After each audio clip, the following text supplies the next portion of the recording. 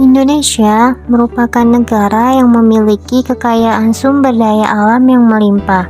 Bahkan, kekayaan Indonesia merupakan kekayaan alam yang terbesar di dunia. Indonesia memiliki begitu banyak kekayaan alam. Indonesia memiliki tambang emas dengan kualitas terbaik di dunia. Tambang emas Freeport yang berada di Papua. Tidak hanya itu, Indonesia juga memiliki tambang batu bara terbesar di dunia. Kekayaan Indonesia yang lainnya adalah gas alam, minyak bumi, dan juga memiliki kekayaan bawah laut yang melimpah dan memiliki berbagai jenis tanaman. Dengan begitu banyak kekayaan alam yang dimiliki Indonesia, rasanya aneh bukan jika di Indonesia masih ada rakyat yang miskin dan kelaparan. Lalu, kemanakah hasil dari semuanya? Nah, ada beberapa faktor yang membuat rakyat Indonesia itu masih miskin, padahal sumber daya alamnya itu kaya. Yuk kita bahas. Nah, yang pertama ada tingkat pendidikan. Tingkat pendidikan penduduk di Indonesia itu masih cukup rendah.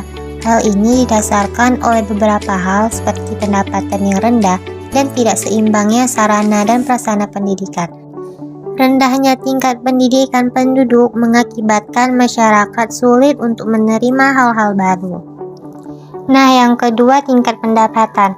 Meski tidak termasuk ke dalam negara miskin, namun banyak penduduk di Indonesia yang hidup di bawah garis kemiskinan. Hal ini karena tingkat pendapatan yang rendah, sehingga masyarakat sulit untuk memenuhi kebutuhan hidup dan jauh dari sejahtera. Yang ketiga, tingkat kesehatan. Tingkat kesehatan di Indonesia masih tergolong rendah.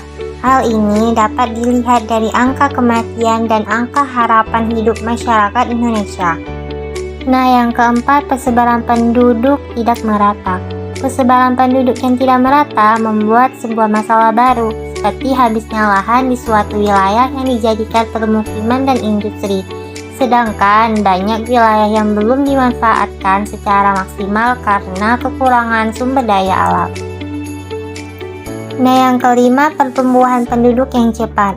Pertumbuhan penduduk yang cepat dapat mengakibatkan permasalahan ekonomi, sosial, dan juga lingkungan hidup.